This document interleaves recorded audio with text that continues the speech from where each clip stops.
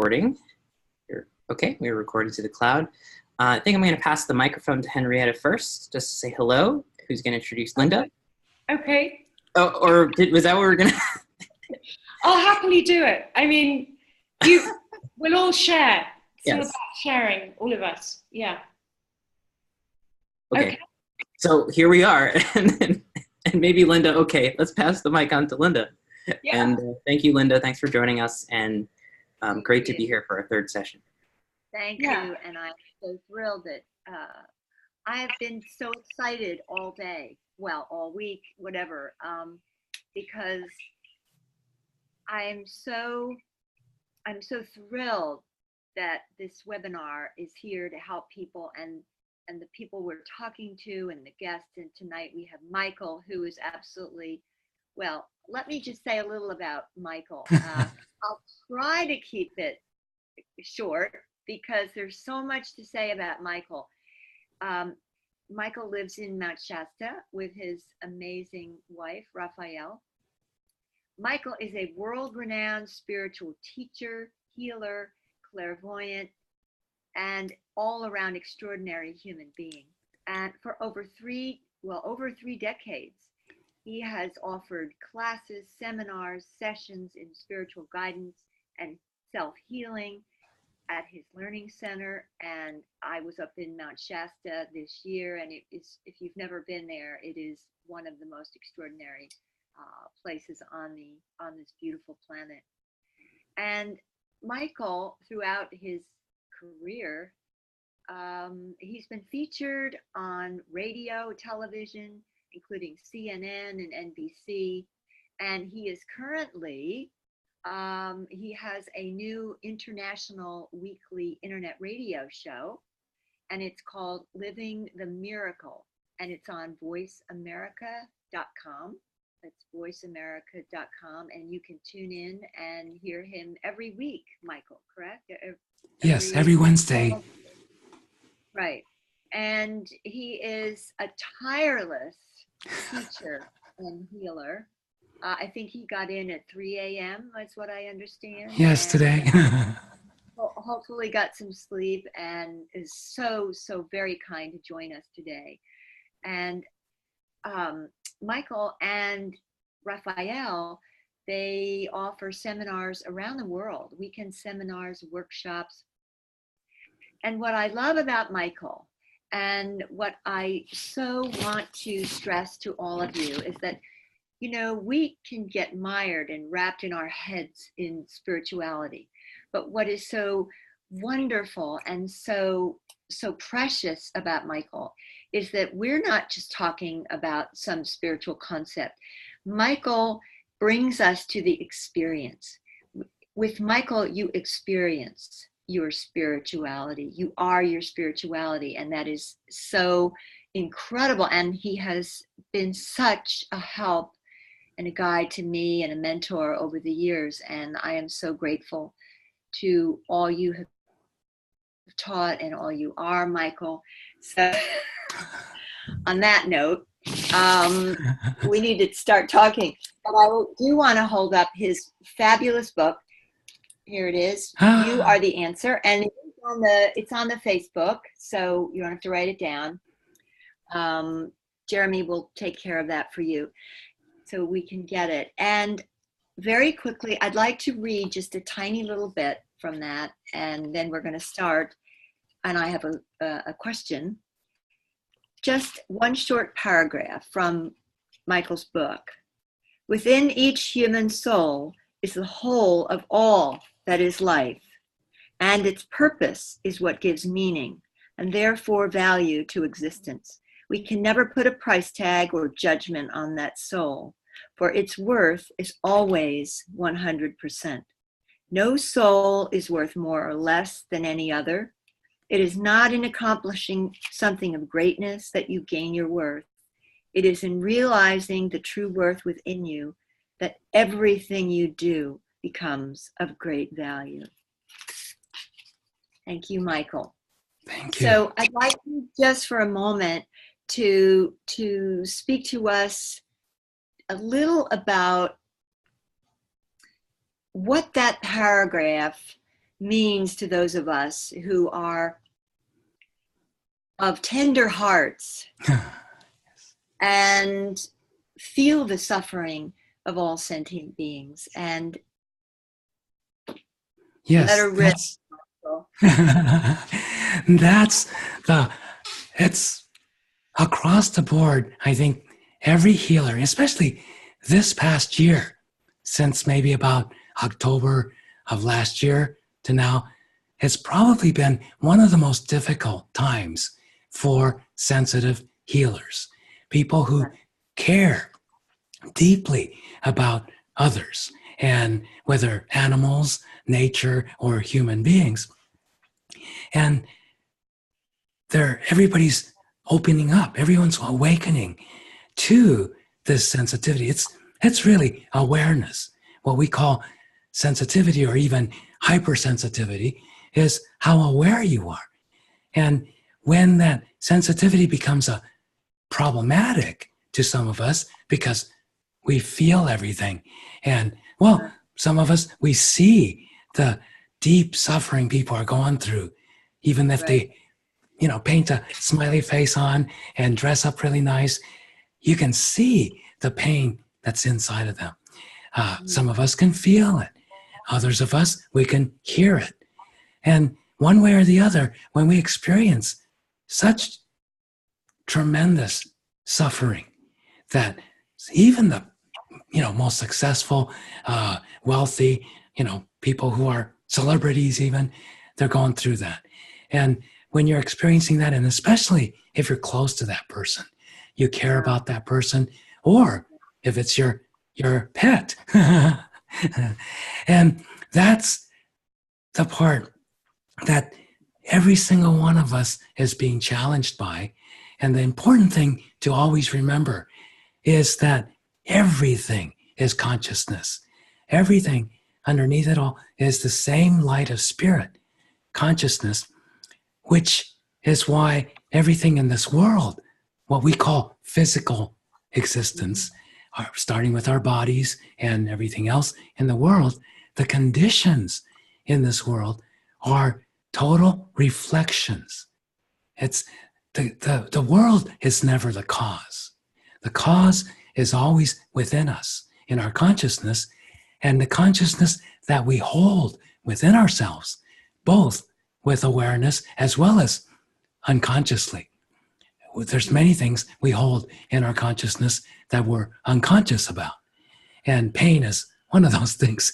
Nobody wants to be conscious of pain. Nobody wants to be conscious of sheer terror. So those are the things that we hold down the most and not want to be aware of. But this waking up. Just such a critical thing. Yes. To have to just put in where you're saying about what's happening now. And, I've been doing this for so many years, and you're saying as you're saying, we don't want to feel the pain. We don't want to feel the suffering, yet on the same token, that doesn't fit with us, because we truly want to do something. But what I have seen over the years is, for so long, people have been, as you said, pushing away that pain, pushing it away. And it's also been fed by, and I say it again, that new age bypass that says, well, nothing here is real, so we don't have to deal with it, and it doesn't matter. And, now what I see is that people are waking up. They're seeing and they're going, oh my God. And they're just overwhelmed. Of the chaos is too much. The despair is too much. Mm-hmm. So it's an interesting thing that I've seen. But if you could share, more on that topic, because we don't want people to think that becoming spiritual is an excuse. Yes. Not yeah, that I can tell everybody from personal experience. Getting away from this world is easy. Yeah. It's dying easy. is it's a piece of cake. I've been dead 5 times. It's coming back and staying here. That's the challenge. That's the challenge. Thank you. Would you speak more on that, Michael? Yes. Because And it's so important to so many people out there yes. now. And that's what we're here to learn. That's what reincarnation is all about. Why do we keep on coming back here when it's so easy to leave? Why can't we just stay dead, and be done with it all? Well, we're not going to stay dead and be done with it all from this world until we finish waking up all the way, until we find our freedom. And that can only be done by being here and living fully. And by that, in relationship to what you're asking in terms of how do you live fully in a world that's so full of suffering? And then when you're starting to be more aware, you're extra aware and sensitive to all that suffering. And it's like, how do you deal with it? Well, that's what happens to a lot of healers, that because of their idealistic wanting to heal the world, they might become medical doctors. But how many medical doctors do you know who are shut down? They might be terrific in treating and stitching people up, but they're shut down. They're around pain and suffering of the worst kind all the time. They can't handle it. They shut down. Until about 15 years ago, dentists, the psychiatrists had the highest suicide rate of all professions, because day in, day out, they're feeling, listening to the horrible things people go through in life. They can't handle it. They shut down, or they want to get out of here. So the way we solve that, a lot of people, especially your listeners tonight, want to heal the world. They want to heal animals, nature, the earth, other people, the whole world. How do we do that? First and foremost, the most important part, we have to start by healing ourselves. It's just like what they say in the airplanes. Before you try to help put the oxygen mask on the person next to you, put yours on, because they know if you pass out, you're no good. And in this world, it's even more that way. If we don't take care of the pain and suffering we're avoiding in ourselves, there's no way we're going to change the world, because the world is made up of what we both actively put out as well as hide. So the moment we decide, okay, I'm in it for the long run, no matter how difficult it gets for me, I'm going to find out how come it's so difficult for me. And that's where I start, always. I feel everything. I see a lot. I know a lot. I feel everything. And it's always been my number one challenge in life, is to be able to experience where everybody else is at and be able to help them. But the first thing I always do is, okay, with this person and her suffering, I just can't handle it. Okay, first thing, I go into meditation. I look at within myself, what's the same pain and suffering I'm going through that this person's going through? And that's when I start to release all that out of myself. And lo and behold, every single time I'm able to get to a place of compassion. See, we can't have and offer compassion to someone else. That's the number one thing that a person suffering in any way, shape, or form needs, is compassion, kindness. But we can't offer that because compassion has to be genuine. It's not something we act out, saying, okay, I'm going to talk nicely and look like I'm really kind and gentle. You can't fake it until you make it. No, compassion you have to have. And that comes from being able to love even if there's pain, even if there's suffering, even if anything. And why so many of us have difficulties doing that, continuing to love even in the face of tremendous suffering, is fear. That's the part most of us go, I can't handle this. when you are able to get through that fear, you can handle anything. Pain. In fact, most of the pain that any of us experience, even if there's a serious physical injury. I learned this when I was working with a friend of mine who got a metal stake slammed through his foot. It went right through. We're out in the boonies, and he is curled up in a fetal position like a wild animal. Wouldn't let even me, who was a good friend of his, come close. So I'm sitting there going, okay, this is before cell phones. I have several people who are there, run to the nearest house. We're out in the boonies. The nearest house is about a mile away. Okay. And so I know we're not going to get any paramedics in an ambulance for at least 45 minutes, maybe an hour. This guy's going to bleed out.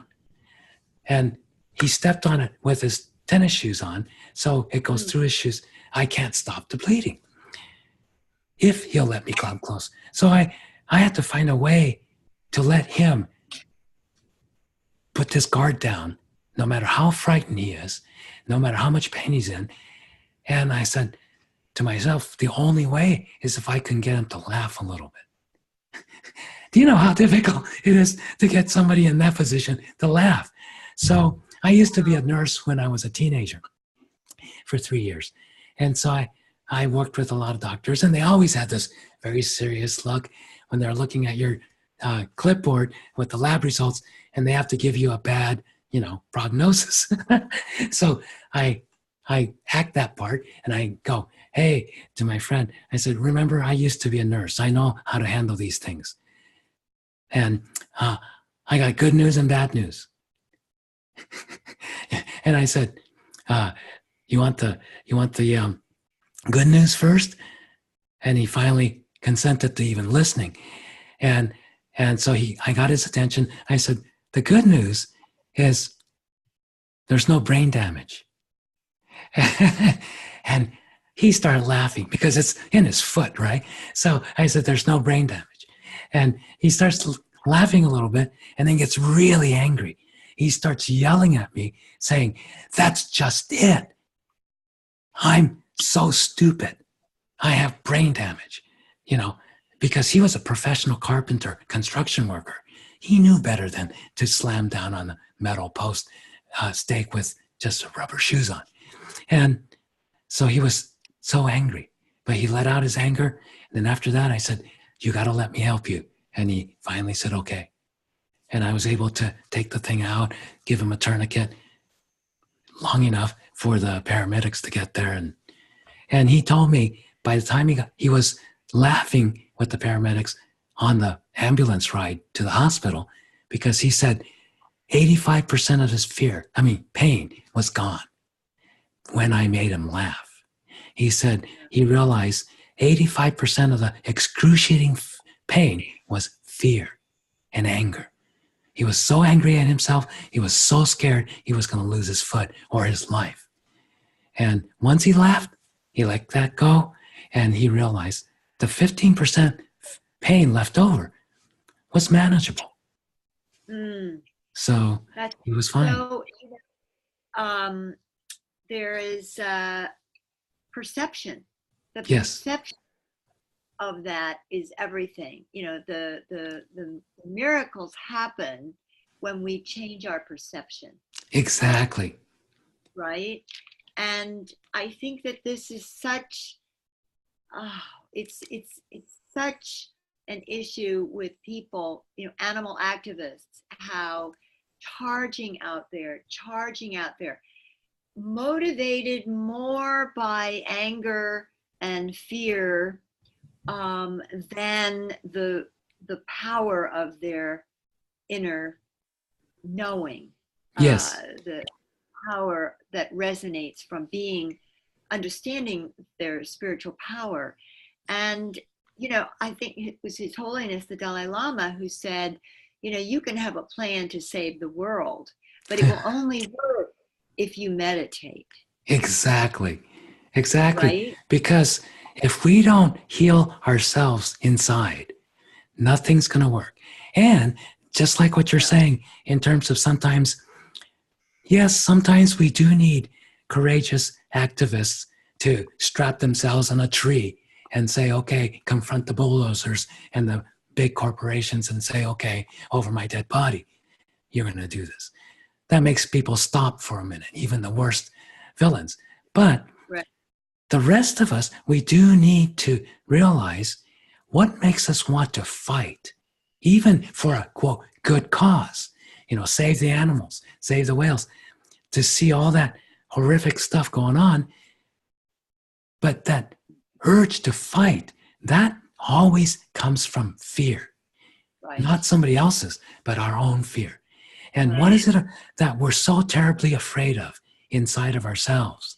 That's what we have to meditate and bring out and clean up from our heart so that we can have true compassion. And when we arrive at that, my experience has been every single time when I even clear up a little bit more of the fear in my heart, all of a sudden I find that the person or group of people or animal that I was trying to help, I don't have to do anything. Just by me getting there, all of a sudden they are able to match and they start to heal profoundly. And most of the times I didn't have to actually do something more. Right. And I think that I know for me, and I'll just share a personal story that happened with me, and it was last year. Last year was, wow. I mean, I think it was a difficult year for, well, at least everyone I know. And it was particularly difficult for me. And I had so many things that I needed to do. I needed to do more. I've got to get this out. I've got to do that. I can't take a day off. I have to, gotta. Yes. And what I experienced was that I became so overloaded that I couldn't do anything. And then I became more aggravated and more frustrated because I saw that I wasn't getting it. I was spinning my wheels. And I kept hearing a voice in my head, and I had spent some time with you around then. It was the end of last year. I kept hearing this voice within because I have a deep spiritual practice. It's not as though, okay, I'm spiritual now, so everything's going to be perfect. No way. That's when everything shows up, right? Exactly. That we have to get rid of. Yes. So I kept hearing the voice. Sit and listen. And boy, did I fight that, because who's saying that? I can't sit and do anything. I've got too much to do. I can't sit and listen. Well, finally, I hurt my foot. I tripped down the step and I sat. I mean, I'm kind of, it's hard to get there, but I got there. And I sat and I sat and I sat. And the beauty was when I finally gave up and surrendered to that, what flowered, what blossomed was guidance and the strength that I needed to know what to do, where to go, and it happened so beautifully and so naturally. Things began to flow. And I reminded myself that we do our best work when we just say, I'm here, show me, use me. Absolutely. Because we're empowered. Yes. Yeah, that's the only place we can access our power. Right here, right now. In this moment is eternity. In the future, the past doesn't exist. And so, this is from my experience of having dropped dead. Every time I drop dead, I'm in eternity. Completely, nothing else. It's completely undivided. And that's what the ego within each of us is afraid of. That whole overwhelm comes from just exactly what you're saying. Gotta do. That gotta do consciousness is us trying to run away from what we're most afraid of. that's creeping up on us. Yeah. And you're absolutely right when you said Right. this stuff doesn't show up until you're on your spiritual path. The more Yeah. you turn to spirit, the more whatever you're most afraid of is going to show up. And that's why so many people decide, I tried meditation, but it wasn't for me. Because they don't want to sit still and pay attention. Because the first stuff that invariably shows up in our mind is the stuff we were most afraid of and buried. When we stop putting the brakes on, the buried stuff starts to show up. And now, speaking of, especially to your listeners who are animal lovers, right? It doesn't matter what kind of animal. The animal and a child up to about 7 years old is very similar. And that's because a human is quite complicated as souls. When we incarnate, we come in 2 stages. First stage at birth is the part of, I can call my feeling aspect of my soul comes in. And that's the part that's in this body, learning to survive, learning to, get by and how do you operate this body? How do you walk? How do you stand up? All of that stuff, eating, all that comes from this feeling self that takes care of it. And it's not until about 7 years old, until about 21, that the secondary part of the soul, which is the reasoning part, comes in to where the pineal gland is in the brain. The first part sits right on top of the heart where the thymus gland is, right? And it's in this little grotto on a clairvoyant level. It's this little grotto. It looks like this golden bead that's in this grotto. And it's totally feeling. But every single one of us, by the time we're 7 years old, we got all kinds of trauma. We got all kinds of drama, all kinds of pain, all kinds of invalidation. Not that anybody even tried to do it. We still get our feelings hurt. And then we start closing up. That's the part that's being addressed in every human being now. And especially this last year, it really started to kick up for everyone across this planet. And that's why it's been so hard for everyone, because it's the gentlest, kindest, most sensitive part of our soul that's starting to get exposed. Mm-hmm. No matter how much we've tried to protect it by being hardcore, by being a type A personality, by being a control freak, by being a very scaredy cat and run away and hide from everything. Doesn't matter what kind of strategies our egos use to protect that painful area. It's coming out. And the ego can't stop it. No matter how angry it gets, no matter how much temper tantrums it's at, it's not going to stop it anymore. It's just going too fast. So what we need to do to learn is, okay, this is the part that makes us fall in love with an animal. All my life, from a childhood, I've been able to have more intimate relationships with animals than I have with humans, by and large, because humans cover things up, animals don't. And well, even animals will, growl and snarl at you if they're frightened, right? Yeah, it's protection. But animals don't have that intellect like humans do that's used to cover it up and tell lies to themselves. They're truthful. Even if they're attacking you, they're truthfully attacking you. And so, funny thing, just on the way home from my walk, we're kind of in the wild, and these dogs that I've never seen before got loose from their kennels, and they're type A dogs. One's a pit bull ready to, pounce. The other one's a big black dog, mutt, and they're coming at me full speed, and I go, okay. I always look at plan B, but there's not a whole lot of plan B. Jump in the bushes. Hey, they do a better job of that. So I kind of kneel down, and first thing I let them smell me and say, hey, I'm not here to hurt you. And immediately they start wagging their tails and they start being aggressive. And I said, you know, and you're not supposed to be out on the street like this. It's getting dark. It's going to be dangerous. You should go home. They went right home.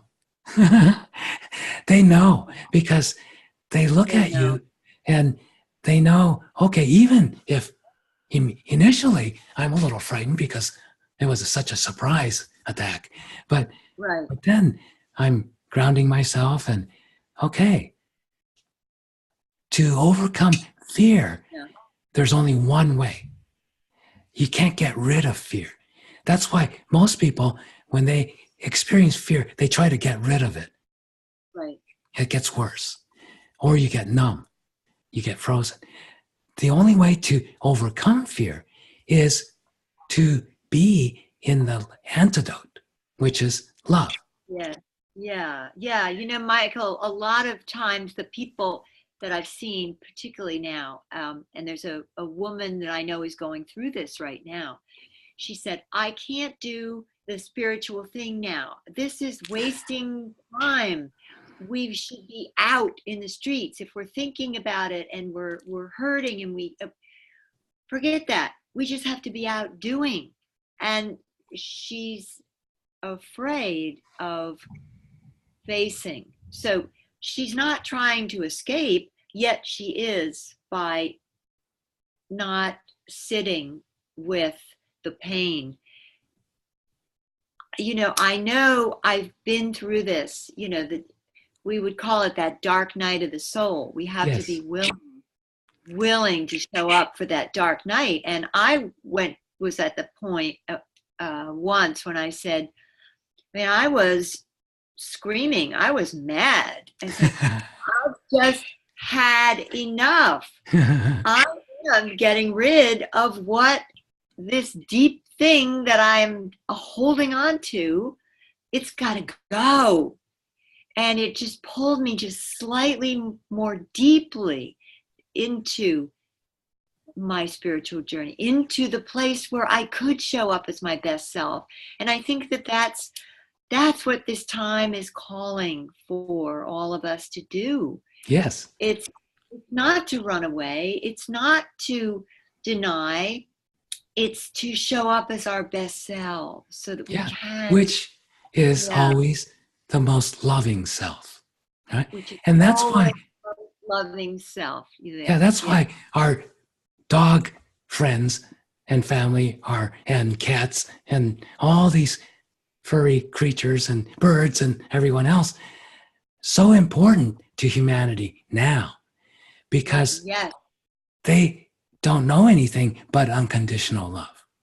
Right. So they don't go, well, I'll forgive you if you give me a bone. Or I'll forgive you if you pet me. No, they've already forgiven you. It's us that going, okay, can I forgive myself for getting angry at this creature that has nothing but love to offer and doesn't know that I have to pay taxes or I got my car repossessed or whatever, or my wife divorced me or anything like that. They don't know that stuff just the same way we didn't know that stuff when we were children, because that feeling soul, that's what an animal is. And that's the most sensitive part. And sure, with animal souls, they get injured too. They get, ferocious and crazed and everything like that from fear. But animals, especially say dogs and even cats, have a way where they go, okay, I'll love you anyway. I'll love you anyway. It takes a lot of abuse before they go, I'm so scared of you, I'm going to ditch you, right? So they're some of the best teachers to teach us this very simple practice. But this is the core of all spiritual growth, is the choice. We have free choice. And that free choice, how are we going to use it? Are we going to use our free choice to decide, even though you are mean to me, even though you are insulting, even though you belittled me, even though you embarrassed me, I'm going to choose to love you anyway. And that, not in that sense of, a lot of people think, oh, I'm better than you, so I'm going to forgive you. You're the, Right. imbecile, so I'm more intelligent. I'll forgive you. No, that's I'm not more forgiveness. spiritual, so I'm Yes. spiritual, so I'll forgive you. Yeah, But holier than thou. Yes. But yeah, that's not forgiveness at all. That's still being stuck to the more. But right. forgiving is the simplest thing, is being able to see past all the illusion and go, you were saying earlier, some people misunderstand what mystics and enlightened beings have been saying. This is all an illusion. And they go, oh, if this is an illusion, I don't have to do anything, right? Right. But no, it's the exact opposite. Because this is all an illusion, we have to be clairvoyant. We have to be able to see past all the junk and go, oh, when I look past everything, all I see is this beautiful light. That's the same light that I am, that you are, that she is, he is, that dog is, everyone is. And Right. when you get to that, you do see that all of this stuff doesn't amount to anything. What's real and what's important is that bright light. And Yeah. when you are able to get there, that's called unconditional love, because then you're going to choose love every single time, no matter what you're experiencing, no matter whether it's painful or joyful, you're going to still choose to love. And That's so beautiful, because I think of it, I tell people sometimes, imagine, I don't like flying. I fly all the time, but I can't help it. I try, but when that turbulence, when that starts bouncing around, I just, I don't like it. And I think, oh, please God, let this be over. I don't want to die in a plane. The fear all takes over. So I'm kind of, okay, I'm in this. Yeah. But, and it's dark and it's bumpy and we're afraid. But the beautiful thing about that knowing that, yeah, we're in this muck, but pretty soon that pilot's going to take us up above the turbulence, and there's going to be calm air, a blue sky, and we're going to be fine. And while we're in that turbulence of the chaos and the suffering here, if we can think of that light, and as you just said, we actually become that light. And that's when we can put that light out into the world. And yes. Really, that's when we make a difference. When that light is shining out from us, it's so much more powerful. All that fear everybody experiences, that's shadow boxing, right? We're blocking the light and we're scared of our own shadow and we start fighting it. One of the things, my experience working with people, is the jump from fear to love is too big. So, a lot of spiritual teachers say love is the answer and all that kind of stuff, which is ultimately true. But how do we get there, right? When we're experiencing pain, suffering, and fear, and anger, and overwhelm, how do I even get to a place of thinking, oh yeah, there's this choice called love? Well, I sure don't feel it. I sure don't feel like loving this person. I don't even want to look at this person. What do you do then? Well, the first step, let's go for something really doable, simple. But because my experience, if you take that first simple step, getting to the end is easy. Yeah. It's getting to the first step is the hardest. The first step is amusement. First step is being able to laugh a little bit. And you'll notice, I laugh a lot. Even without a voice, I'm laughing. Sometimes I can't make the sound to laugh. It's too difficult to overtly laugh. I'm laughing inside because I know if I can't even laugh at the terrible stuff that's going on and what I'm feeling, I'm not going to get out of it alive. I'm not going to I'm not going to get to that place of being able to truly love. So first step for me is always laughter. If I can find a little humor and laugh, even smile a little bit, that's laughter, amusement, humor, smiling. That's the very lowest of the vibration and consciousness from which we can start to heal. Anything lower than laughter is right below laughter is anger. Yes. And Yeah. anger is a good, Crevice. anger is good just to give us a kick in the butt. Right. Oh, I'm so angry, I'm going to do something about it.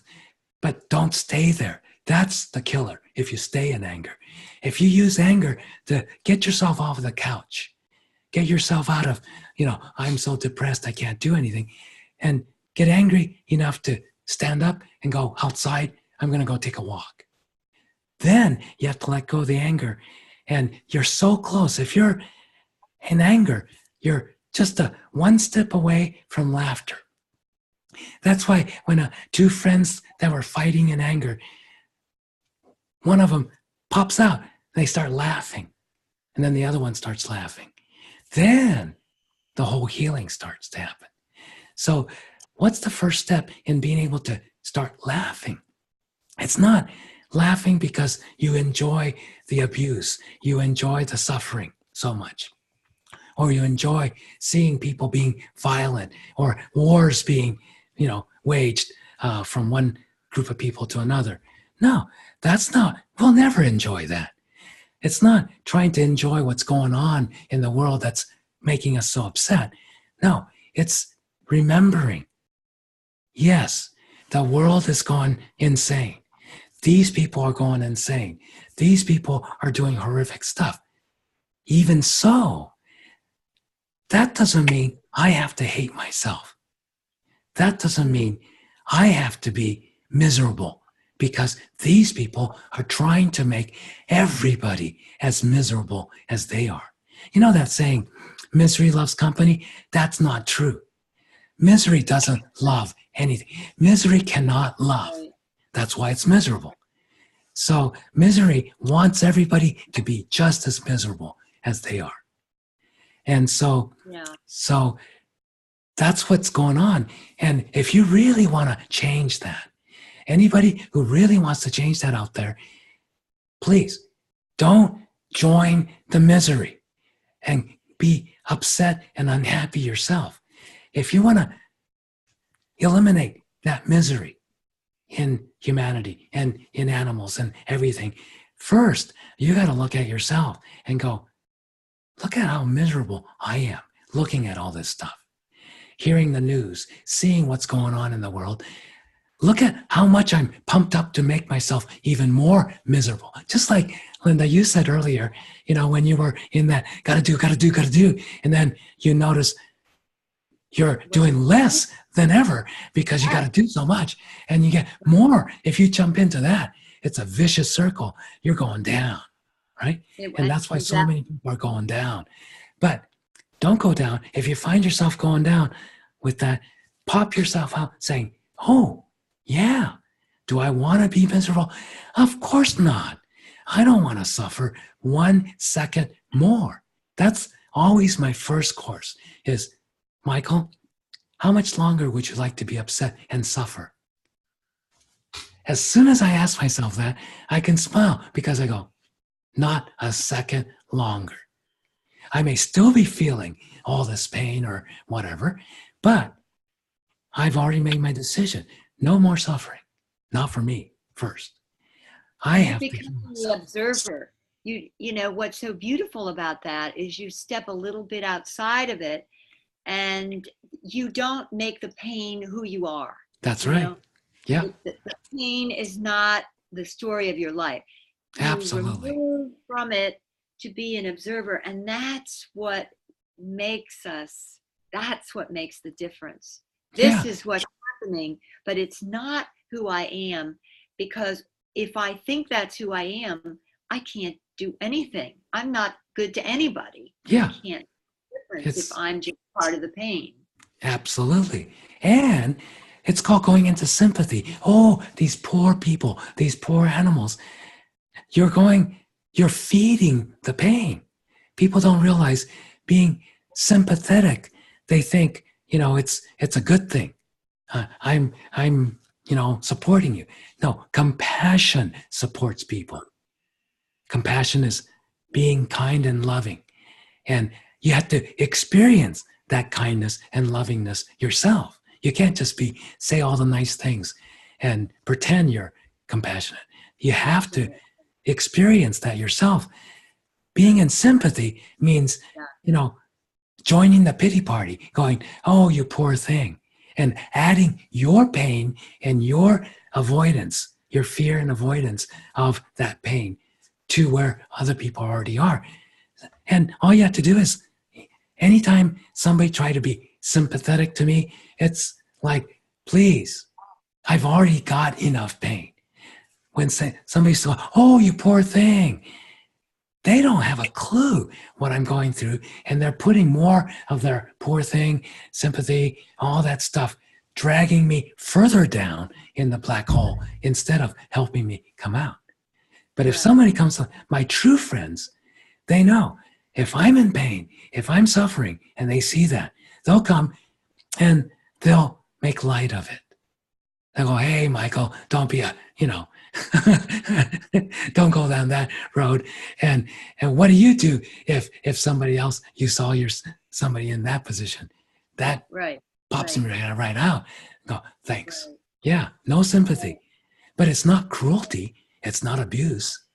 No, and I think that it's important to point out that what you're describing, it's not saying, oh, it's okay that there are bad things happening. Exactly.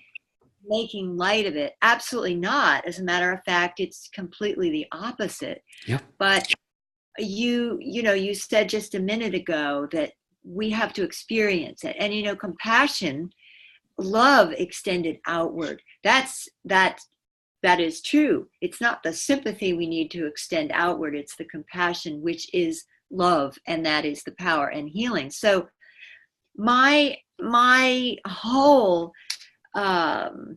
understanding of what my work needs to be now is that word experience. And we're never going to transform. We're never going to make the difference that we want. We're never going to be able to extend that love outward compassionately if we're just stuck in our heads and we're stuck in what we're thinking and our woundedness.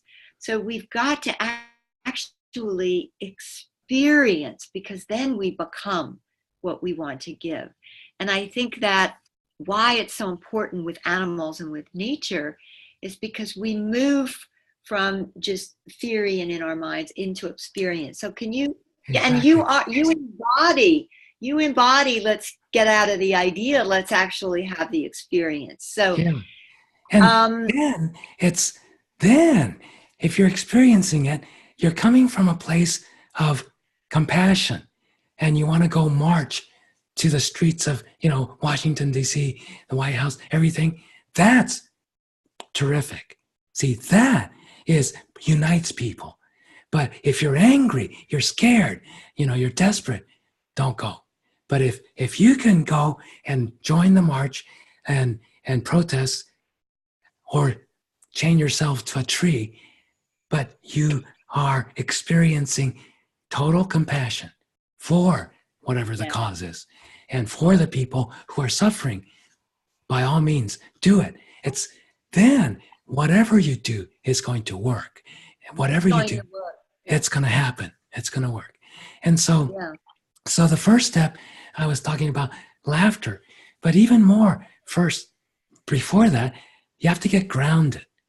And that's something that a lot of people use that terminology, but are they really grounded? Meaning the commitment. Grounding is the commitment to be here with both feet flat on the floor of the earth, here on this earth, in this world, in the condition it's in. Not, I'll show up when these idiots clean up their act.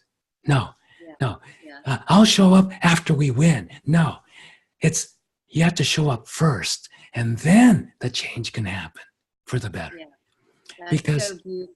Yeah. yes, and it's bringing heaven onto earth means I'm here and heaven is within me. Not we're going to change this place to make it into a heaven. No, if I'm here and I know heaven is within me, that light, that love, that truth is within me, I'm here and I'm going to live my everyday life doing everything from where I am, knowing this, then everything we do is going to make an impact. Everything we do is going to change the world. And Right. I see it every day. I have this program for our very advanced students who are all clairvoyants already.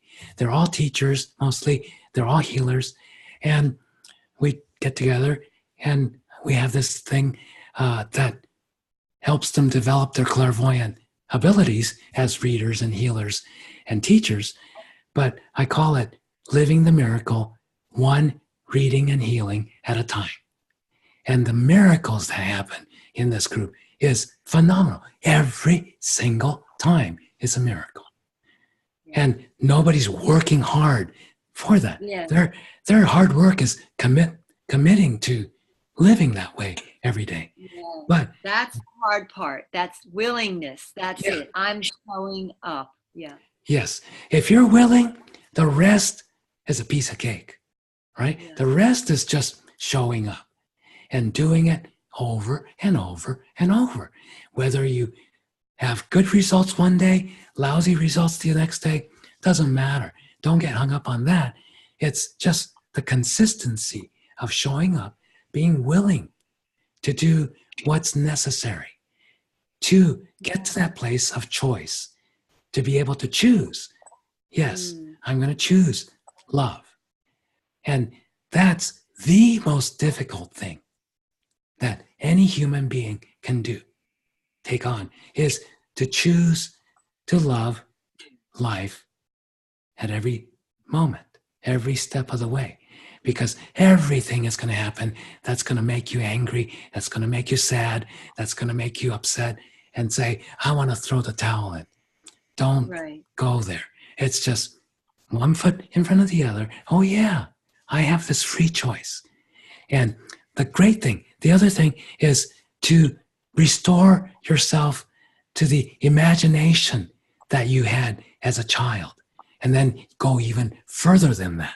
Even as a child, your imagination was already limited.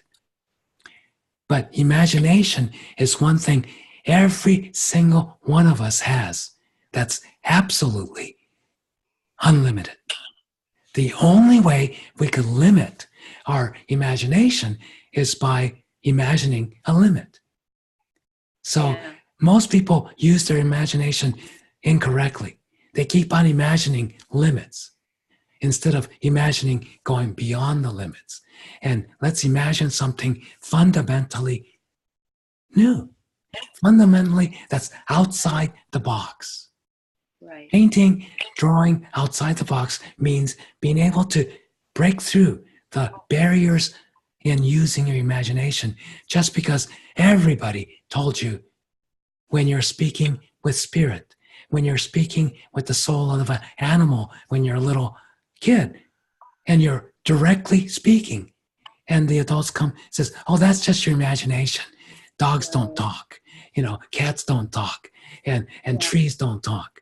And spirit, there's no such thing as spirit. You can't see it because it doesn't exist, and they don't talk. That's all hogwash. That's all And- hogwash. When I was a little girl, and I heard that all the time. It was, why do you care about those stupid animals? Dumb. They don't think, they don't feel. And I heard that, but luckily for me, I had already experienced with the animals that was not truth. I experienced the truth out in nature of that we are the oneness, all those things I didn't have any words for. And I scratched my head and I said, well, how can they think that? So luckily I could fight that that reduction in who we all were, and I was very lucky. But so I think that what you are saying is there are these little steps that we can take, along the way to go from, there's no way to get from the suffering to the unconditional love. But you're saying we start to see outside of it. We start that amusement, that little bit of laughter.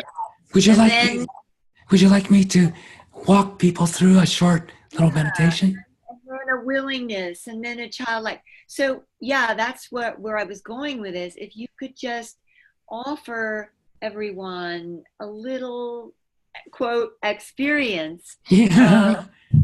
Okay. So share, that would be so wonderful, Michael. Great. Yeah. And this is why for so long I didn't do any video, anything, because when I start, the first thing is, okay, everybody, close your eyes. Yeah, during the days of DVD, okay, put your DVD of me in there, and then I say, okay, everybody, close your eyes. So go ahead, sit comfortably with both feet flat on the floor, and just close your eyes. And the reason I have you close your eyes is because I'm teaching everyone to become clairvoyant.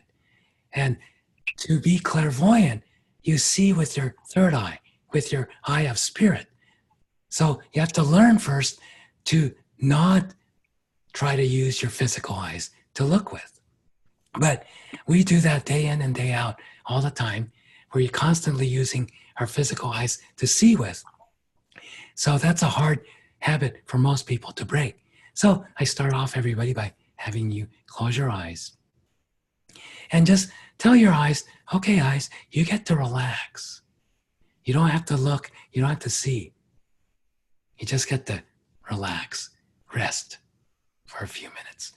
Now, as you do that, but you start to decide, you can imagine, which is seeing image in your mind. Making an image, seeing an image in your mind. So imagining is completely seeing. It's the beginning of developing your clairvoyance. You're not using your physical eyes anymore. You're using your inner eye, the single third eye. And then it's behind your forehead.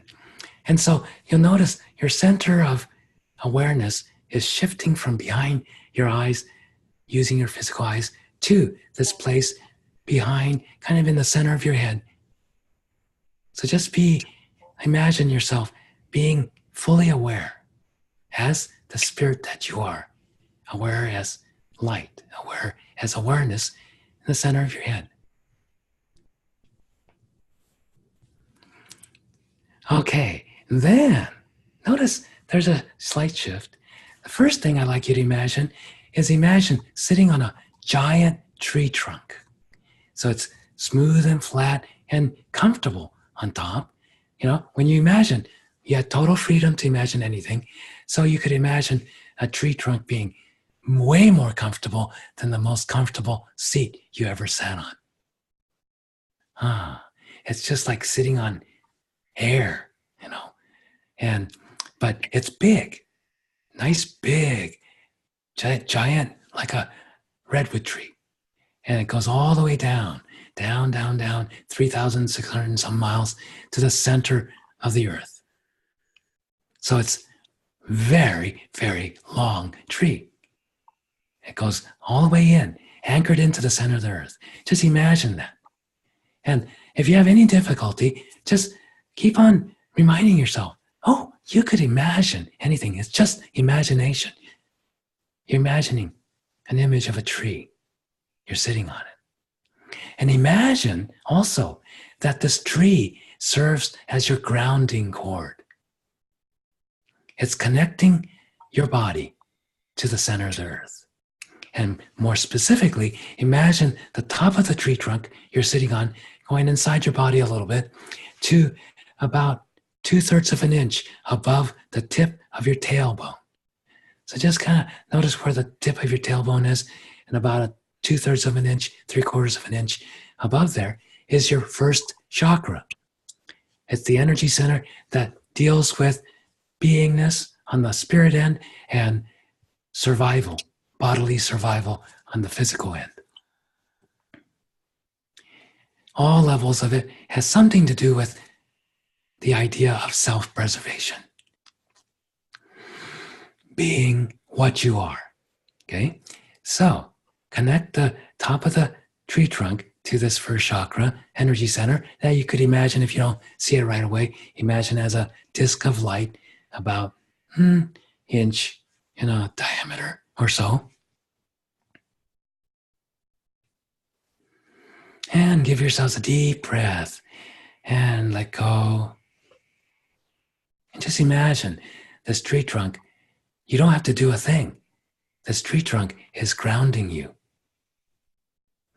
And any energies in your first chakra, in your body, in your space, just that's not yours.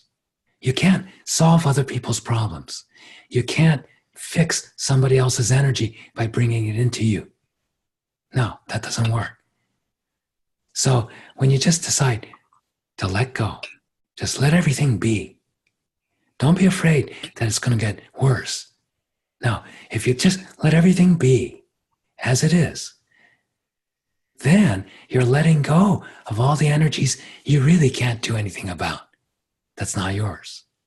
And when you let go fully, it's going to go down the grounding cord, down that tree trunk to the center of the earth, gets recycled, neutralized. No matter how terrible the energy is, it gets neutralized. And give yourself another deep breath or two. Notice any subtle difference. I can tell some of you are noticing a big difference. Some of you are noticing a very subtle difference. But you notice a difference since you've started to be grounded this way. And this takes practice, daily practice, but it's not difficult. You just imagine it, have your grounding, check in on it periodically throughout the day. But this is a way to start your day, every day. First, even before you get out of bed, you can just ground yourself. And then be in the center of your head. Just be aware in the center of your head. This is different than, being in your head intellectually. No, in the center of your head, you get to experience total neutrality. You can tell you're in the center of your head, or what part of you is in the center of your head, when there's a little point that doesn't change. Nothing changes in that one little point. No matter how emotional you are, no matter what you're feeling, what's going on in your life, that one tiny spot in the center of your head, you'll find once you start to practice being there regularly, it doesn't change. It's completely neutral. It's not engaged with anything. It's that place that Linda was talking about, being the observer, the witness. It sees all, but doesn't engage in anything. It just is eternal. And after a while, some of you might even already, when you say hello to that to yourself as spirit in the center of your head, you might see, even for a moment, a little tiny pinpoint of bright light. If you do, you're way ahead of the ball game. If you don't worry about it. Okay, it will start to show up the more you practice this. This is why when I close my eyes, instantly it's brighter than any light I can see outside. Okay, when I close my eyes, it doesn't go dark. It gets brighter. Okay, and you'll find that over time, you'll find the same thing. Okay, so now you're in this neutrality, total neutrality, and this is a place, your sanctuary, to get to anytime you find you're getting overwhelmed, anytime things are even getting a little difficult. Before it gets too bad, just ground yourself, come into the center of your head, and you'll start to restore your own space as the immortal, limitless, eternal spirit that you truly are. You don't have to become that. You just have to remember it. Then you'll start to discover it, realize it more and more and more, even in your chaotic physical life. Okay, with everything going on, you'll start to bring this light, this spirit you, into this world more and more. And the more you do, the more you'll be able to really not only handle or manage what goes on in the world, but you'll start to enjoy being here, regardless of what's happening. Because in this world, good stuff's going to happen, bad stuff's going to happen. You're not going to get rid of that. This world is made up of that.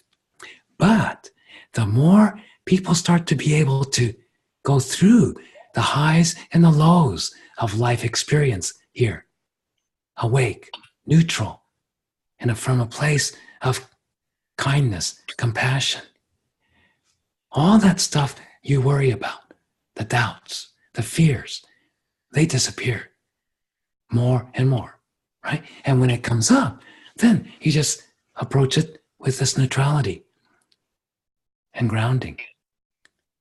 It starts to disappear again, even though you can see people in fear, in anger, in hatred, and all that stuff, but in pain.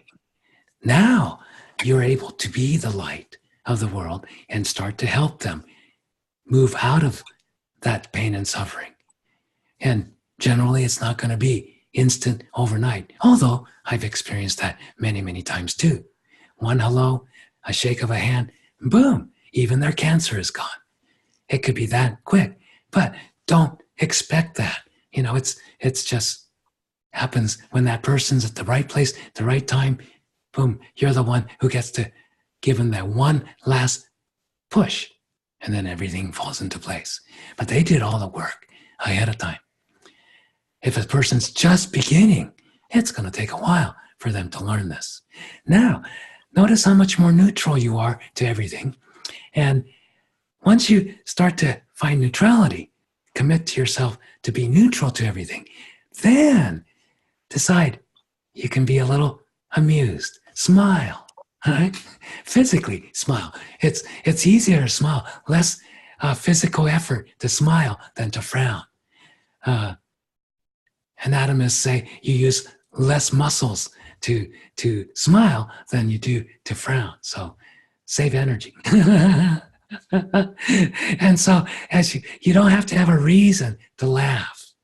You don't have a reason to have a reason to be happy. It's a choice. Happiness isn't something that falls down from the sky and hits you over the head, and all of a sudden you're happy. No. Happiness is you choosing that you're happy with yourself, with your life. You don't have to be unhappy to change your life. In fact, the more unhappy you are with yourself, the less you're going to change for the better. The more unhappy you are with your life, the less you're going to be able to change your life for the better. So if you truly wish to heal your life, heal yourself, truly wish to live a joyous life of miracles, then you have to choose to be happy with yourself first. So this is what I constant practice is I experience something in the world or with my loved ones or with an animal, with anything where it's upsetting. It's, it's scary. It's, oh no, they're suffering or whatever. First thing, I got to go, oh yeah, hey, first thing, can I decide to be happy even if I see and feel this person or that thing, that creature, whatever, suffering? Yes, because I know better than most people, if I can't get myself into a great place of the light, happiness, of eternity, of power, I'm going to be absolutely no good for anyone else. I'm going to be more of a burden to a person who's already suffering, to an animal who's already afraid. But if I can get myself even one little tiny step, not to perfection, but just, okay, I went from frowning pretty badly and scowling to smiling a little bit. Okay, that's a step in the right direction. if I can laugh a little bit at how disturbed I'm being, okay, I know it's not going to help anybody else if I'm really disturbed. Okay, so can I get a little rise out of myself, laugh at myself for being so upset about something, even if I feel justified for being upset, especially if I feel justified. I'm going to let go of that justification. Yeah, that's just a defense mechanism for myself, for my fear that I'm a failure. I can't deal with it. I'm no good. I'm powerless. No, I'm not a victim. Okay, so I can prove to myself I'm not a victim. I can laugh. That's the easiest. If I can laugh, guess what? I'm no longer a victim. I'm laughing. Bullies can't bully somebody who's laughing, who's being happy with themselves, even if they're getting beaten physically. But the bully, the only thing they got maybe is bigger muscles. Hey, there's a lot of people with bigger muscles than me. But that doesn't mean I have to be scared and give up my enjoyment of being myself, being able to own I'm here. I can't be here as anybody else. I can't be here as a bigger, stronger version of myself. No, I can only be here as myself. This is who I am. This is what I have to offer. And I know the only thing that the bully doesn't have over me is the bully is unhappy, is in pain, is afraid. I'm not. I can laugh. I have free will. The bully's not exercising his free will. I am, by choosing to laugh, even if the bully is threatening me or threatening my friend. Okay, loved one. Because most bullies know if they can't threaten you directly, they're going to go after your loved ones. Whether it's your dog or your child or your mother, doesn't matter. Or your spouse. They're going to go threaten to you. They're going to threaten somebody you love, something you love. Or maybe they know you love your work, or you love singing, or you love something. And they're going to threaten what you feel you need to have that love. But guess what? You become senior to all bullies when you know, hey, if I lose my voice, I still have what I love. If I lose my ability to run, I still have what I love. Those are just abilities. They come and go. Some of those abilities come and go with age. When you're too young, you don't have the right equipment to be able to sing your fullest or dance your best, or you paint your best. But when you get too old, gee, you lost your physical ability, your muscles and everything to dance your best or sing your best or paint your best even. Or you get injured. Those things are temporal. They come and go. They're dependent on your body. But your love is never dependent on the condition of your body. You could be sick. You could be half dead. You could be injured. You could be incapacitated in bodily ways. But no, that doesn't mean you have half of your life or 1/4 of your life that you used to. No, you still have 100%. You always have 100% of your life all the time. It's not dependent, just like Linda said earlier, it's not dependent on your bodily condition. Yeah? Your disease, your pain, your incapacity, physical incapacity doesn't define who you are. Unless, of course, you decide you want to. Then be my guest. But don't be unhappy about it because you're the one who decided that. And that's why I know some joyous people who are living with cancer. And they're healing themselves. even if the cancer isn't going away. And I know people who've been joyous and then their cancer disappears. All kinds of things. Don't define your life by the world around you. Don't define your life by your body. Give yourself a deep breath. Be aware in the center of your head and smile to yourself and say hello to you, that light that's within. Even if you can't see it right now, just say, I know you're there. Don't be shy. I'm willing to look at you. All right? And I'm willing to look at and experience the stuff that I put between me and my true, beautiful self. That's all dark stuff. That's just shadows. Nothing to it. No substance. No real reality. Don't be afraid of it. Even if fear comes up. That's just shadow boxing. Let it go. Let it go. So one more thing, what you can do is imagine a nice big image of a rose out in front of your forehead. Maybe about a foot in front. Okay? And just go, oh, look at that. Simple. Anybody can do this. Anyone can imagine an image of a rose. And then just imagine this rose exploding in a flash of light. Completely gone. Neutralized. And the energy you used to create that rose in your mind is coming back to the top of your head. And you'll bring it in naturally as you need it. So you're recycling all the time. Create a new image of a rose out in front of you. And this time, just think of something that's been bothering you.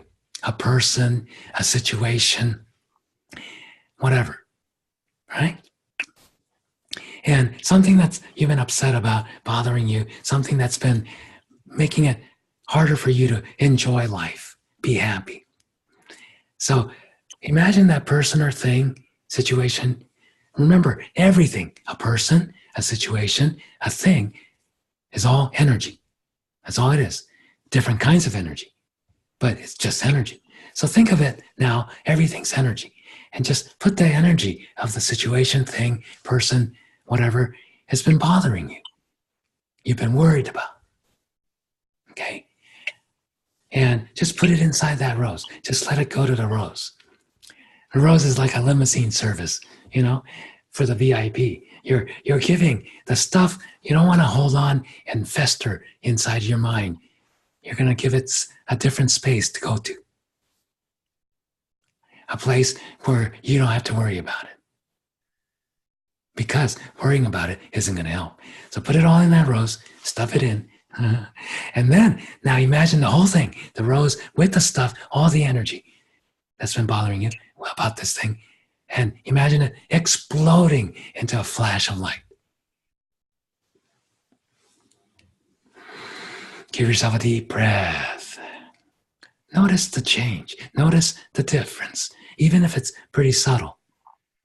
Some of you had a big bang. You got a lot of energy back. Some of you, it was more subtle. That's okay. The important thing is to validate the little bit of a shift or a big shift. Size doesn't matter. It's the shift. Okay? As long as you made a shift, then validate, be happy with yourself. Hey, you're on the way. With practice, it's going to be amazing. Okay? So you could try it one more time. Imagine a new rose. And another something that's been bothering you in the back of your head or whatever. One of your friends, loved ones is, got an illness and they're going through difficult times, or you lost all your money, or whatever it is. Okay, put that situation or person, relationship, or job in that rose, just as energy, because that's all we ever experience. It's not a person, it's not a thing, it's not a situation, it's an energy we experience. Everything is energy. So when we keep it really simple and we're working with this energy, we can take the whole thing, put it in a rose. Okay, then imagine the whole thing exploding in a flash of light. And all the energy that you neutralized that was yours to start with is going to come back to you. And any energy that you've been trying to struggle with, that's not yours, that you can't do anything about, is going to neutralize, go back to those people who it belongs to. It's going to do, you're giving them a healing by doing this as well. They're going to be at least a little bit stronger because of this. Okay? It's actually the mechanical part of what we call forgiving. You're going, oh yeah, this is just energy. I can forgive. Because I'd rather be happy than be right. That's something for you to meditate on too. Okay, now the final thing with any little meditation you do at the end, make sure you imagine a giant gold sun above your head. Huge gold sun. This is the gold sun of life force energy. This is the life-giving energy. That's why when the sun rises in the morning, flowers start to blossom, birds start to sing. It's giving life to everything. So this golden sun giving life to everything, just bring that gold sun into the top of your head and fill in from the top of your head to the bottoms of your feet, to your fingertips, every molecule of your body space. The space, the field of energy you call your body. Just fill it up. You can't fill it up if you think your body is solid. Your body is a field, a space of energy and consciousness. And you're filling up that space that looks like the outline of your body with this golden radiance of life. And imagine every cell of your body becoming a little more alive. Yeah, imagine the cells of your body becoming golden smiley faces going, yay! And they're starting to sing and dance inside. Yeah, and they're dancing with each other. Yeah, it's all filling up with life. And you could even imagine it going beyond your body to your aura and filling up that egg-shaped energy field around you called the aura with this golden life force energy. And give yourself a deep breath and gently stretch, especially your neck and shoulders. And when you're finished stretching, then gently, slowly bend over. So you're dangling your arms in your head and just decide to release any excess energies. Yeah, you don't want any excess energies. Just right is the key here, is just enough. Not too much, not too little. I call it the Goldilocks principle. Not too much, not too little, just right. Okay? And then when you come back up, gently open your eyes and look around your physical environment. The room that you're in, notice you're in this physical world. Okay? You have to be fully back. Hello. Michael, that was absolutely beautiful. And I know that this is such a powerful practice. And I promise you that if you utilize this beautiful practice in your life every day, it will get stronger and stronger. You will get stronger and stronger. And your life will become something that is more guided. Things happen that you allow. You become more peaceful. And no matter what's going on in this chaos of the world and the suffering, you live more in a place of that peace beyond understanding, that peace beyond circumstance that allows you to live fully in this world. Michael, thank you so much. Thank you. We may have some time for questions. Sure. I'm game. Great. Oh, thank you, Michael. You're welcome.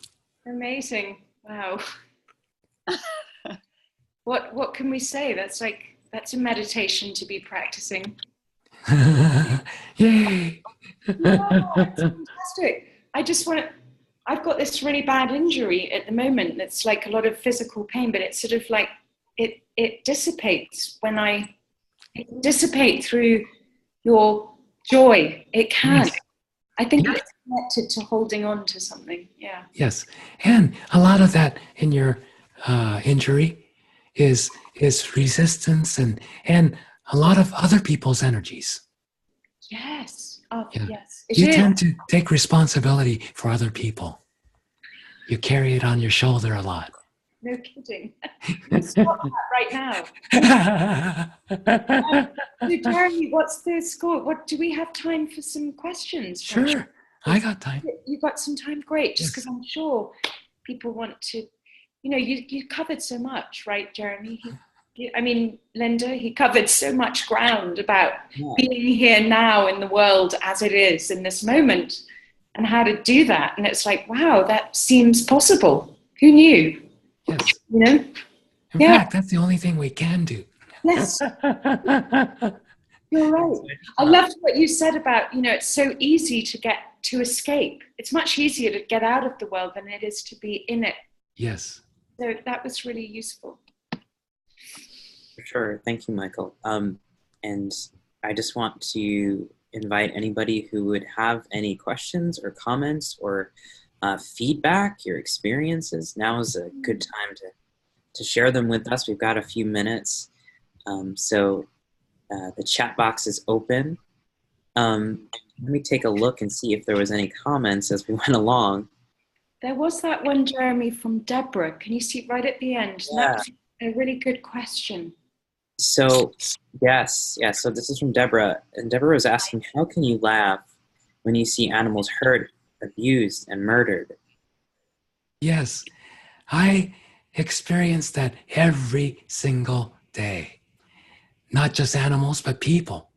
And see, as you wake up, this is part of the waking up process. As you wake up, you're not only aware of what's happening with your loved ones and people around you.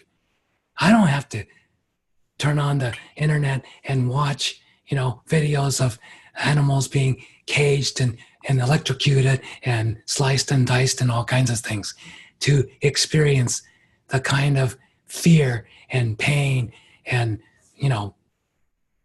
neglect, everything that they experience. I have a hard enough time with ants coming into our kitchen. I try to scoop up most of them, and I have a talk with them and go, hey, you guys, this is our territory. Your place is outside in the grass and the dirt, and there's not much for you here. If you stick around here, you're going to die anyway. So I scoop them up into a little Dixie cup, take them out on the porch, and send them out. I've had birds crash into our window. We have a nice picture window, and especially when it's really clean, they don't see it and crash. There's been 2 times that a bird crashed so hard into the window that it broke its neck. And that's very disturbing. So I go out to look at what condition the thing is in, the bird is in, and the neck is just dangling, broken. So I held it, and my intention was to send the spirit of this creature that died to where it can start again and into a new life.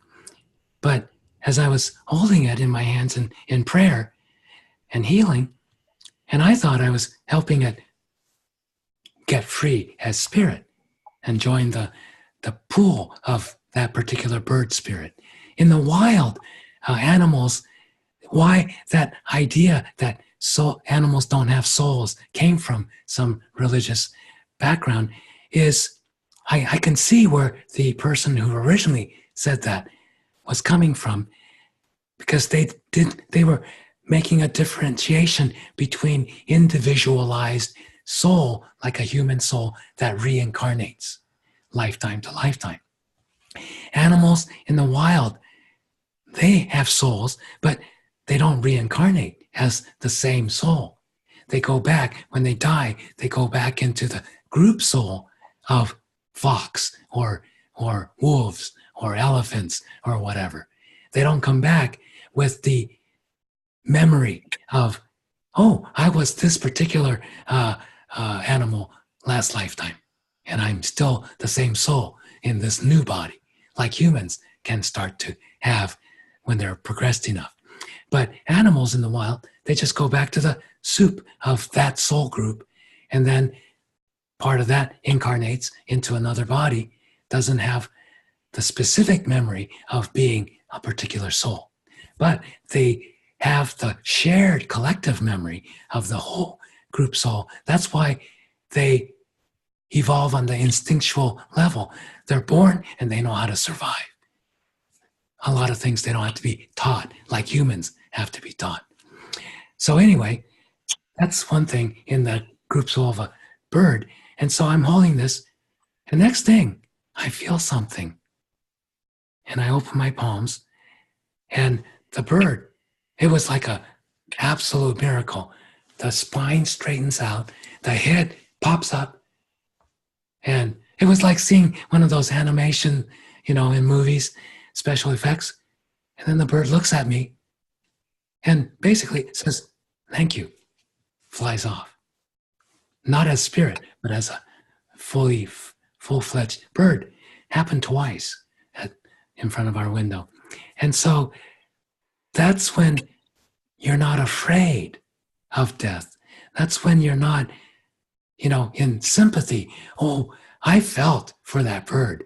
I walk around the neighborhood every day, and once in a while there's somebody ran over a squirrel. But I get to participate in the process of nature.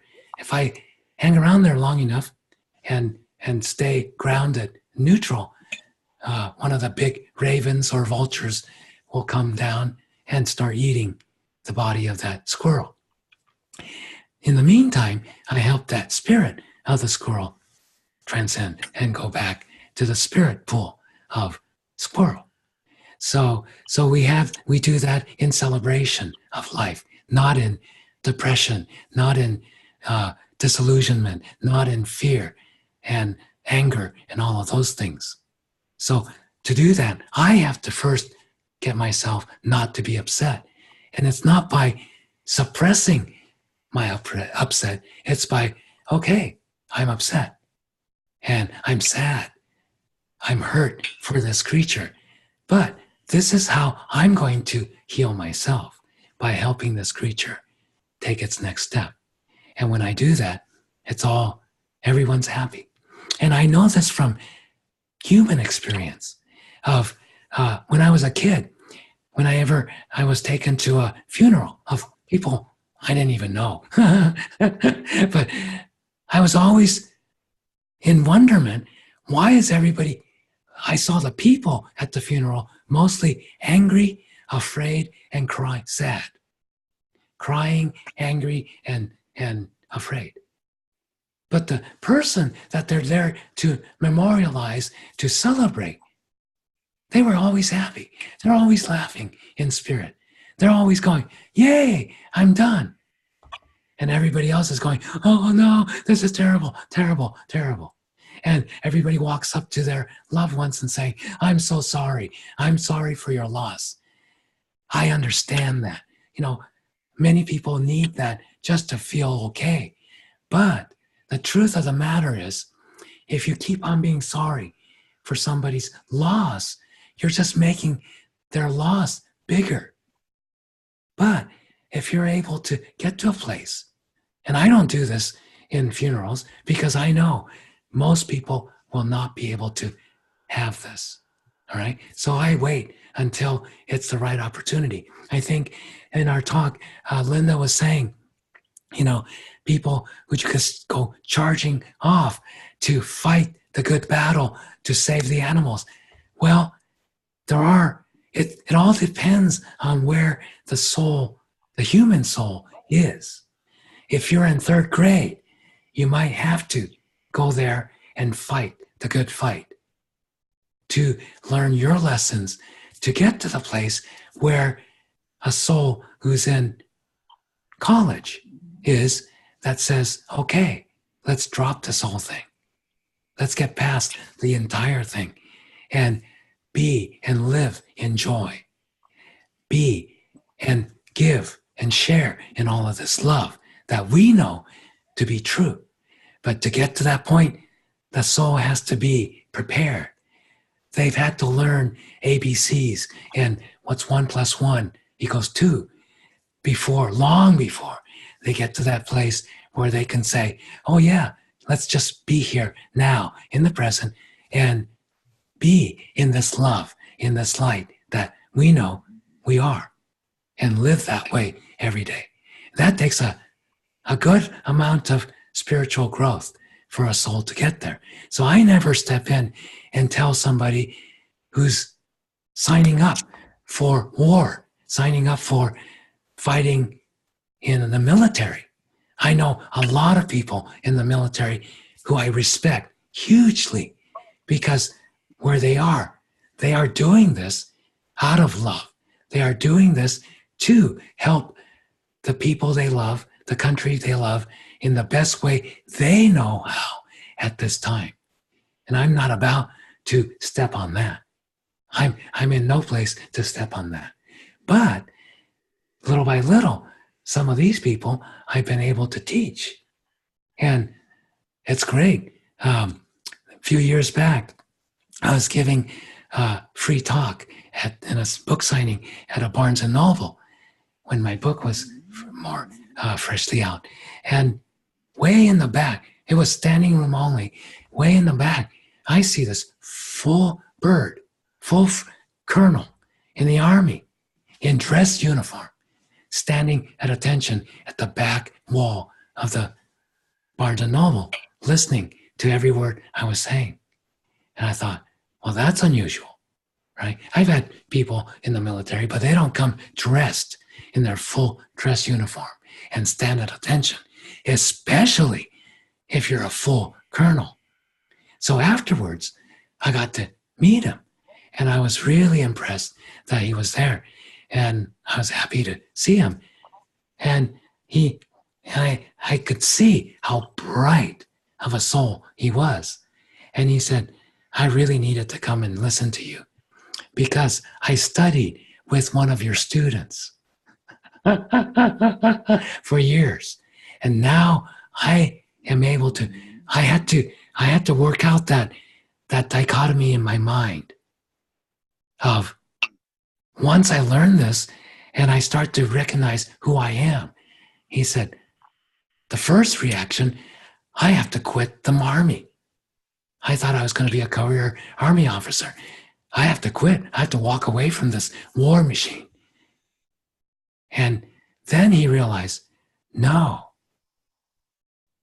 I'm in the position to teach even a little bit of this to my men who are going out into the actual battlefield. And I know it's going to change their lives. So he decided, and in anything I lead in the armed forces, I'm setting the energy in a completely different way. And he said, this is through several years of meditating and struggling with myself on this. This is what I came to, my conclusion. And he said, I want to hear what you have to say about that. And I said, you are correct. You're completely on the right track. And he said, thank you. I'm going to do more now with this. So every action not only has the equal and opposite reaction, but no matter what the level, what kind of action you take in life, if you feel that marching in a protest march in Washington against animal abuse is your path, don't let anybody stop you from doing that.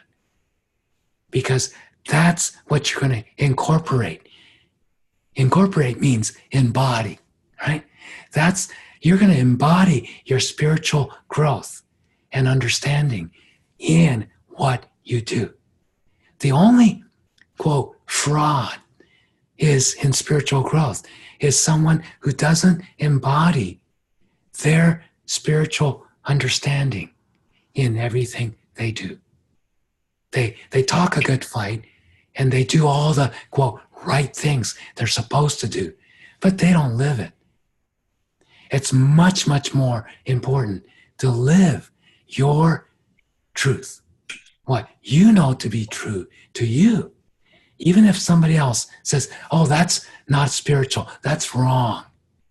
Okay? If you want to be spiritual, this is the way to be spiritual. Don't listen to that. Anybody who says what you're doing is not spiritual is not correct. It's how you do it that's going to make it correct and healing or not. Okay? So that's only you can make that decision. Some people, they learn this and they go, okay, yes, I used to march at every protest march because that's what I believed in. But now, knowing what I know, I can work on a bigger level. I can help more, whether it's humans or animals or nature in general, whatever. I can help more in the healing if I do ABC, and they go on to their next step. That doesn't make one thing to do lesser than another. For some people to be like that colonel, to be in the military with awareness is the highest thing they can do and the greatest good they can do to not just themselves, but to everyone, to the world at large. So just like you don't define yourself by your difficult conditions in life or your disease that you have been diagnosed with, or your physical incapacities, or your past transcript. You know, you were a flunky in 3rd and 4th grade. That doesn't define who you are. That just helped you. If you took that and lived through that and learned from it, it just helped you get to where you are now. Every step of the way, no matter how bad you thought it was at the time, or how great you thought it was at the time, was just a step to get you where you are right now. That's all. So you have to be able to let go of the judgment that all this horrible stuff that's going on with animals in the world or with people. Hey, I work with huge charity organizations that deal with the worst of the people who've been abused as children. And one of the times I had a heart attack driving 70 miles an hour on the interstate, going home after a long, 3 weeks of work. And the final thing was I participated in a Christmas pageant with the kids who were the most severely abused kids. And they were healing. But the pain, I'm sitting there watching and laughing and clapping to cheer these kids on. And I see the extent of the trauma, extent of the terror, extent of the pain and invalidation, failure, shame, humiliation that these kids are living in. But what got me through all that is I can see the good that my friends who are running this organization are doing. These kids came from -0, not even at 0. They came from minus, and they were already in the positive levels. They were laughing. They can joke with each other. They hugged each other.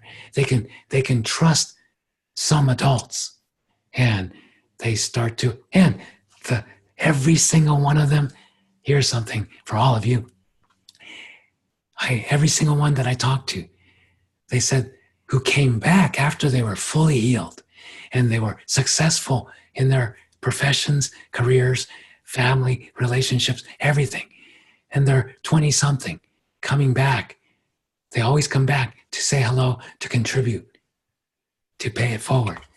And every one of those adults that came back to this place, I asked them, what was the most important thing What was the thing that gave you the turning point for your healing, no matter how old you were? Every single one said animal therapy. Most of them equine therapy, horses. And before they were going to go see the people they were there to see, and some of these people are very well known, super powerful people, Nobel Prize, nominees and everything. They go, first, sorry, you guys have to wait. I have to go see my horse. That's what every single one. I have to see my horse or my dog. Yeah. That's how important these animals were to these kids in their healing and transformation. And many of the animals that were the therapy animals in this organization were abused themselves. How about that, right? So, people think healers are supposed to be this perfect picture of vitality and health. Hey, I've been dead 5 times. I've been very sick several times, right? And my first time I died was because I was so sick. My heart just stopped. But so what's a person I was a sick kid even. How come I've been so sick so many times in my life? Dropped dead so many times, right? And still, I consider myself a healer? Of course. How else am I going to learn, right? I'm one of those Dr. Frankenstein types of scientists that, I'm trying this new vaccine. Let's try it on myself and see what happens. Oh, I died. Okay. Not going to do that one again. Yeah, it's not ready for distribution. So this is the way I learn. And this is why first three astrologers I've ever gotten readings from, my birth chart, every single one, they look like doctors about to give me a bad prognosis. Looking at my chart, oh, I feel sorry for you. You've had a hard life. And I blurt out laughing. I go, no, I've always considered I've had a charmed life. I was always the lucky one in the group. And they go, no, astrology never lies. You've had a very challenging life. And I finally had to turn to Raphael, my wife, and who's a pretty good astrologer too. And she goes, oh no, they were right. You do have a challenging life. I said, well, tell me what's so challenging about it. And she says, the only thing where you don't think it's a challenging life is because you only see that, oh, you came back from being dead. You recovered and healed yourself to an even better place from when you were deathly ill. But most people would consider those challenges pretty challenging. You only thought, oh, this is fun. I learned something. I appreciated the valuable lessons given to me. She says, that's why you never thought of it as challenges. You just thought of it as, oh yeah, these are lessons to learn. And yes, that's absolutely true. From the time I was a kid, I'm always going, what am I to learn from this? Instead of feeling sorry for myself. Oh yeah, there's been a few times I've been sorry for myself. Like the 5th time my heart stopped while I was jogging. Why would I be jogging if I wasn't in peak fitness? I was in the color of health. So I'm jogging down the hill and my heart stops again and I keel over. The thing that saved me, brought me back, was what I call the paramedics in a box. This little device called a ICD that's wired. It's a computer, miniature computer, wired to my heart.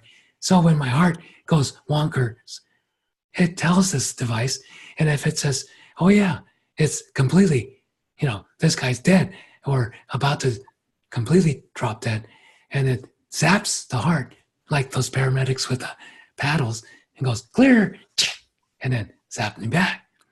Well, I was so gone, I didn't even know it zapped me back. I came to and going, whoa, where am I? Right? And that time when I realized there's blood all over the ground, what am I doing on the ground? It takes a while to find out I'm on the ground. And and the dots start to connect, and I'm going, what's all this red stuff in front of my face? And it's slimy, kind of warm. It's like blood. Okay, it takes me a while to get to that point. And then I feel my head is all sticky gooey. It's bleeding everywhere. I go, oh no, I dropped dead again. And this device brought me back. For about 3 minutes, I felt sorry for myself. Not because I dropped dead, but because I knew what I had to go through on a physical level to rehabilitate my body so I can function fully again here. And I thought, oh boy, here goes at least 6 months of working at this, from walking in the living room 10 times to walking up and down the driveway 10 times to trying out a quarter of a mile and back to be able to get back to jogging and doing everything I do. Well, that time I learned no more jogging. Period. Doctor's orders, Raphael's orders, everybody else who loves me's orders. You are not ever going to run again. Okay, I'll walk. The good thing, I always see the bright side. I didn't like running anyway. I was only running because it's supposed to be good for your health. So that's how I deal with it. And that's whether it's animal abuse, human, slave trafficking. Hey, they arrested one of the ringleaders here in Mount Shasta last year. Was a day job, was a real estate broker, upstanding person in the little community. Everybody was shocked. Right in the city. Part of the key, when they arrested 400 and something people involved in child trafficking. Right in our own little sacred place, mountain town. So, hey, it's there. It's every place I turn around, it's there. And I work with people who work with the kids, who work with the women, who work with the people who've been trafficked, right? I mean, between that and seeing animals being tortured in little cages and electrocuted and burned and things like that. Oh, it's not. Being a healer is never for the faint of heart. Yeah. And so, and I know part of my dropping dead was because that was so much easier to get out and go, hey, how much longer do I need to do this? And the first time I dropped dead, I met with my council, or part of it, 5 of the greatest beings I've ever laid eyes on. And they're just welcoming me home. Hey, you're done. You've been long done. You don't have to go back. You've done way beyond your call of duty. So you want to stick around here with us and continue your work from the Spirit as a spiritual guide to all these people that you're already guiding anyway. You're welcome to choose that. Or because you're doing so well, you can go back. You can do that. You have total freedom. So in that space, I don't have a choice. I don't know. I'm good either way. So then I get the bright idea. I'm in front of 5 enlightened super beings. Yeah. And they're all finished here. They're just incredible, great beings. And so I go, hey, I have a question. What do you guys think? Would I do more benefit if I go back or stay here and continue from the spirit side, not just for myself, but for anyone involved? And they did not hesitate one beat. Instantly, they said, you'll do far more benefit to everyone if you go back. I said, all right, send me back. When you have no pain, that's easy to say. Send me back. And that's the space we make our choices from as spirit. There's no pain. There's no death. There's no injury. There's no anything. Darkness. There's no abuse, no death, no torture, nothing. That's all in the mind. All right? Truly. And so I go, send me back if that's the best decision. I'm all with you guys. On the way back, all of a sudden I remember my body and the intense, excruciating pain that was why I'm lying in bed. It's unbearable. And I'm going, God, I don't know how much longer I can do this. Bam, heart stops. He takes me straight on. Well, not straight to him, but straight to the council. I didn't need to go straight to God. I needed to go straight to council. And with their help, if I can do more, great. But once I remembered, I'm going back into that body in excruciating pain. I had the presence of mind before I came back. Hey, you guys, I'm going to need some help with this for healing. If I am in that condition that I left to see you, I'm not going to be of any benefit to myself or to anyone else. And all I heard was, fine. And they gave me all the help. And it took about a year, got myself back in good health. And I think in many ways, I've done more since then. That was 14 years ago.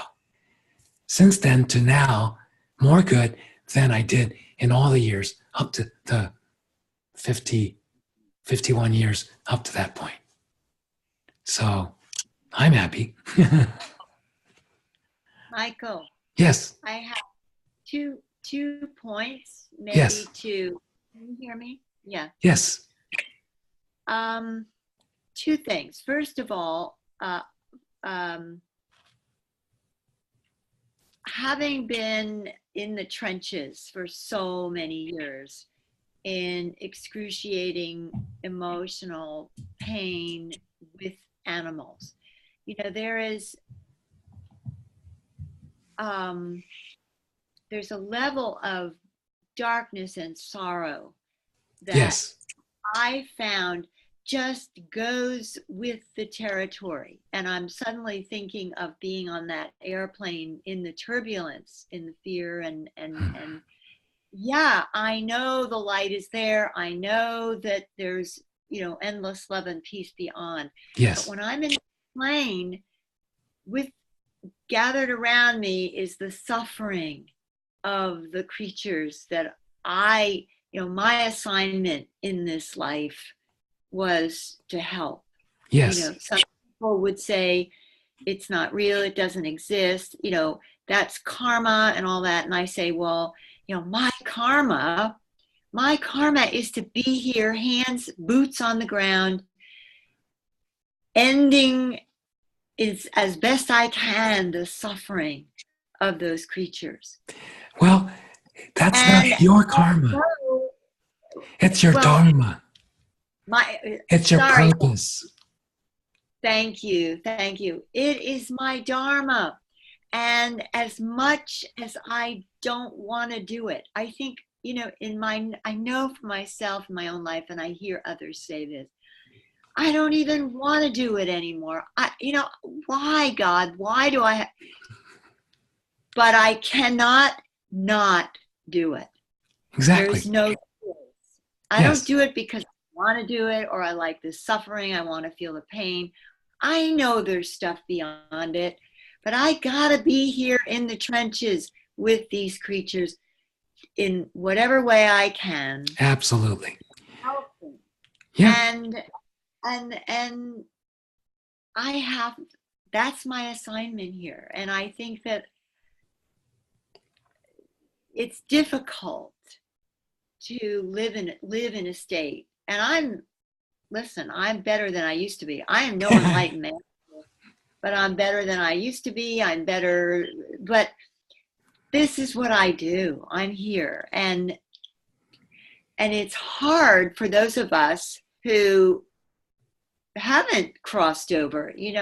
I haven't had a near-death experience to be so entrenched in the beyond. I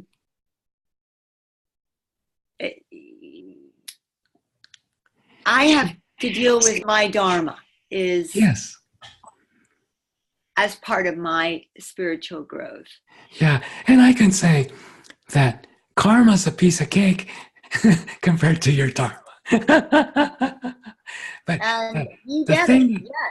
yes, the thing that your dharma has going for you is that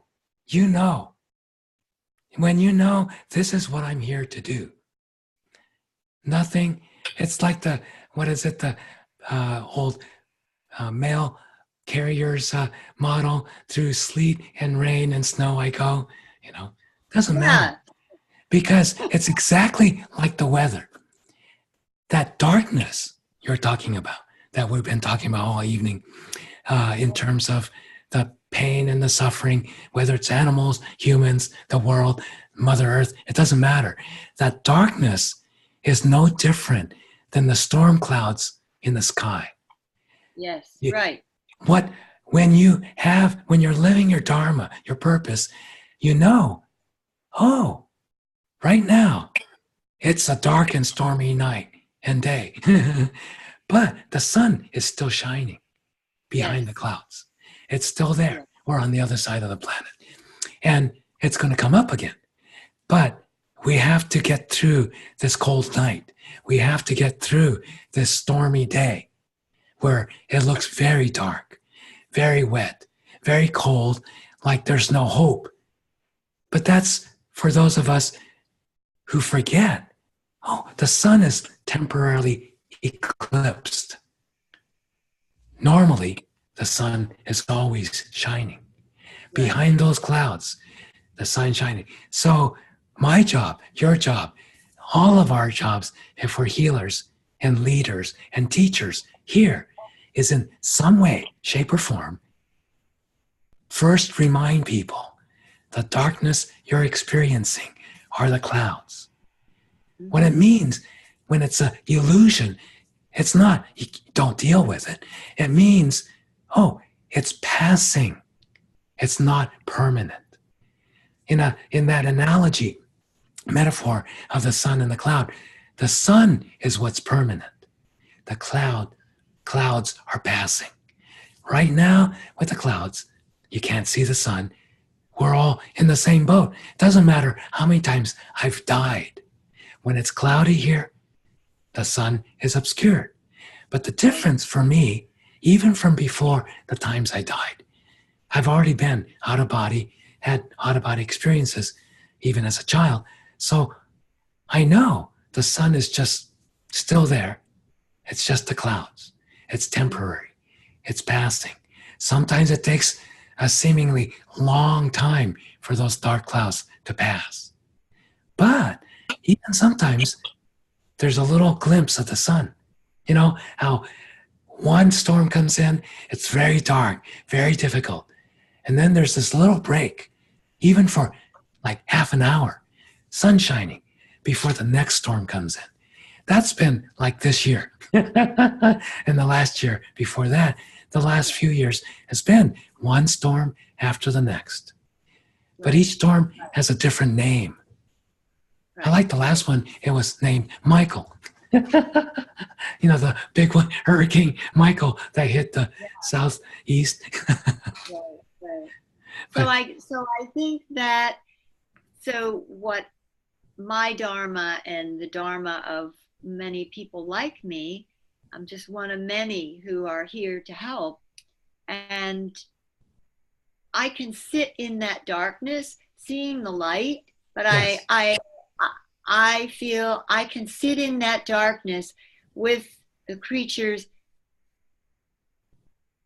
being part of that light. yes. So But you look inside and you see the light yeah, inside yourself. yeah. And the So, darkness is only out here in the right, world. But right. every time you go back to the center of your, to that light, you see the light, you experience at least a little bit of it, even if you're Yeah, feeling the pain out right, here. right. But Yeah, inside, there's that yeah. peace. And then the animals and people will experience that with you. They have a chance. Absolutely. They And come to you. that they come, and what I have learned from the animals, that to be there with them, my dharma as healer with them, and it's been lifelong, that is the miracle of healing, that being in that compassionate state in their suffering, whatever, able to share that extended love is, as I learned through those horrific experiences, were healing experiences, and not only Absolutely. for the animals. And I wasn't doing it, it was happening through me and through the animals. But and it's actually one of the secrets I learned about healing, and I think that's also what the work of Saint Francis of Yes. Healer, teacher, one who preferred to always be in nature and be with animals. And one other point I wanted to make really quickly, and you were talking about the wildlife that come and go in more of a group. And I think, as we spoke with Rupert Sheldrake, it would be that resonant field, the morphic resonance, Yes. energetic. But I know that my dogs and cats and birds, those animals that I am bonded with, They reincarnate. they come back. They are, Yes. I mean, I experience them as individual souls. And that's the place, Yeah. that's the part humanity plays. When an animal, even a wild animal or a domesticated animal bred for pets and stuff, bond with a human, with a Yeah. higher Bond. consciousness Yeah. human, Yeah. then that's when they start to add on a auric field. Wild animals have one color, but animal soul that's bonded and has had enough interaction with a conscious human starts to have a second color in their aura. And I got to experience now in this time period, there's animals that I've seen who are with very aware humans, and they've repeatedly been with that human over Yes. several lifetimes. They start to even have a third color. Yeah. Now, 3 colors in a human is a human who is at a soul development level in this modern society, who would be put into a institution because they won't be able to function on their own in regular society.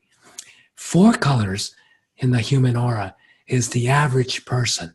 4, 5, up to 6 is a very high end of the average human soul in terms of their spiritual development.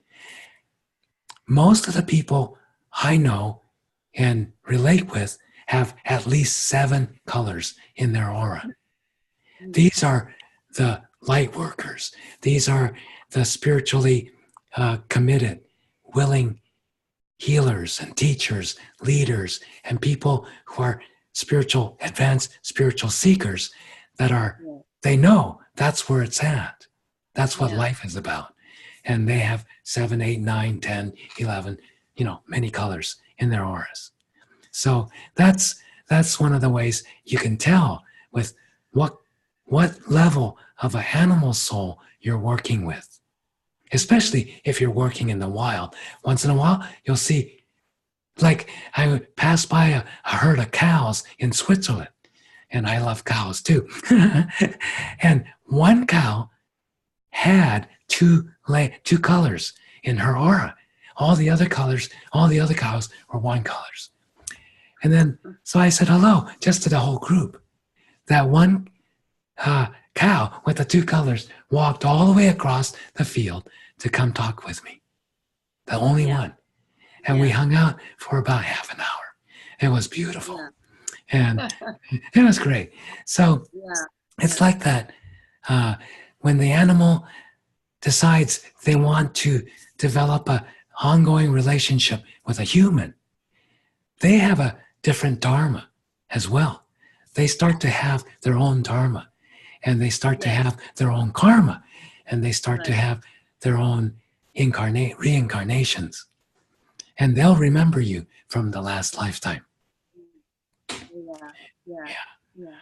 Many And so, stories in my data bank about exactly that. Yeah. And more people I know, their animals are coming back in the same lifetime for the human, but the animal's having their reincarnation. And then they'll seek out that human, and generally they'll come back together. Yeah. So. Thank you, Michael. You're welcome. Henrietta butt in here, or Jeremy. Thank you, Michael. I don't think we have any other questions tonight. Okay. Yeah, I just want to thank you for a wonderful story. It's been fantastic. Way over. Yeah. But I got a real treat. Little, what do you call it? Director's cut version. But, so thank you so much, Michael. Thank you, Linda, and thank you everybody who stayed up late for this wonderful session. And we will get you the recording tomorrow in the afternoon sometime. So quite a lot to think about and reflect on and experience. And so thank you for that meditation. What I might do is make that available for folks, and we edit that as a little thing that they can play in the class portal to kind of experience if they'd like to focus on that. So. And anybody who goes to our website, there's a free download of a 2-hour session just on the basics. That's wonderful. Thank you. I'll make sure to link that for everybody then too. All right. Michael, just let everybody know your website and how they can get in touch with you and maybe follow you. Yes, the website is www.michaeltamura.com. And Tamura is T as in Tom, A, M as in Mary, URA.com. And then there's lots of goodies on our site. If you go to the free stuff, audio, then there's the spiritual toolkit that I was just telling Jeremy about that they can download for free. Get the link and practice. It's a 2-hour class just on that. And then I have my personal Facebook page, Michael Tamura, and then under Living the Miracle Radio with Michael and Raphael Tamura, we have a Facebook page. And a lot of times we'll do Facebook Live on that page when we have our radio show. We'll simulcast it on Facebook. So, and then our radio show every Wednesday, 11 a.m. Pacific time, you just go to voiceamerica.com empowerment channel. So once you get to voiceamerica.com, there's 8 different channels, and it's a pretty big network. And you go to click on empowerment, or you could just type in Michael and Raphael Tamura, and it should bring up our host page. And you can listen to any of the past archived radio shows. They're all 1 hour, and we have about 45 of them so far. They're all fun, and that's how you can get to the radio show. And once again, if they want to go get that 2-hour download, Yes. on the website. And what do they click on again? MichaelTamura.com, and then go to free stuff audio. Okay, right on the website. Okay. Right on the website on the top banner. Thank you, Michael. You're welcome. As ever, it is a treat to learn what's going on in the higher realms. Yeah, it was great. Thank you for inviting me to be part of your teleclass. That's great. Michael. Thank you. Michael. Blessings. Yeah. Thank you so much. Yes. Thank you, Henrietta, again, and Jeremy. It's been a pleasure to work with both of you again, and You too. we'll have to do it again. Oh, yes, please, always. Always. Yeah, thank you, Linda. Thanks for both you and Michael's presence and everything you gave to us tonight. So valuable. Thank you so much. Blessings. Yes. Thank you. Yeah. And everyone out there that joined tonight, thanks for being with us. Yes. All right. Good night, everyone. Good night. Bye. Bye-bye. Bye.